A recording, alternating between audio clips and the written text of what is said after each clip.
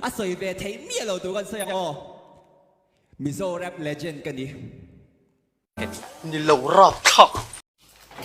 อีสแกมงอยมักหรอกวันที่เคสก็ติดเอก็จะอันก็เป็นที่ชาก็ติดบักก็ทิ้งเรื่องมังเวโรอินหน่อยเวโรโคเต้มังเวโรมีแต่ก็หน่อยนี่ไหมกับมังอันนี่ไหมอันก็เป็นที่ชาก็ติดนั่นซ่านี่กับมังเสียตัวเราเสียตัวปากคัดมาหรอก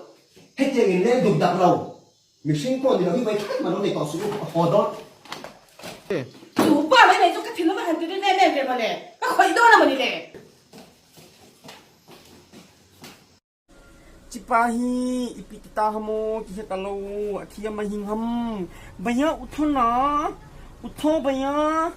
uthona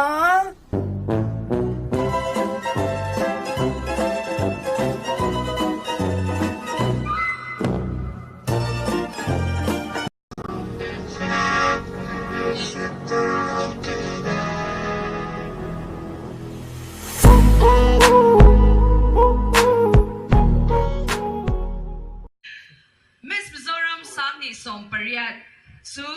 John C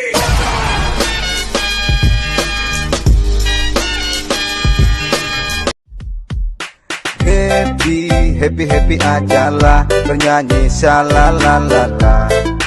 Cuek, cuek ajalah, oh shalalala. Happy, happy, happy ajalah bernyanyi shalalala.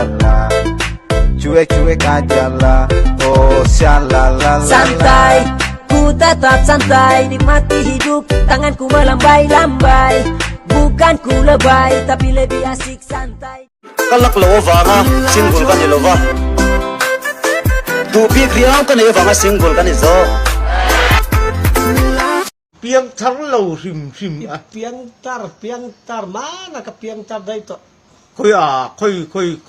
bazar bank ko sana khan en ko than nge bazar veng chu fs battalion na khan fps battalion na piang thara ka fa oi lo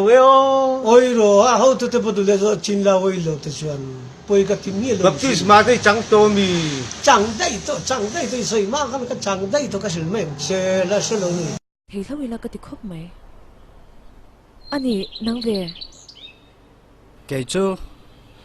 cái mẹ cha đủ rong chú ôm bor liền đéo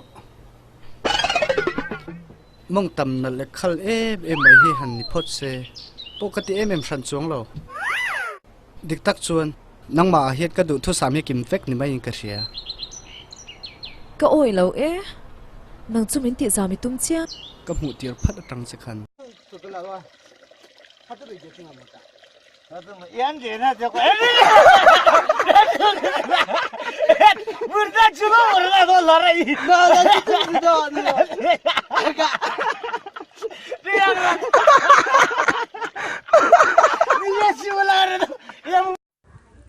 Baby, it's a very hard decision for me to say sorry. Please forgive me. You have played my heart very much. My heart is broken into pieces because of you. So now, I'm breaking you through this letter. Even me, I'm crying inside, but I'm smiling outside. Please forgive me. Goodbye, my almost lover.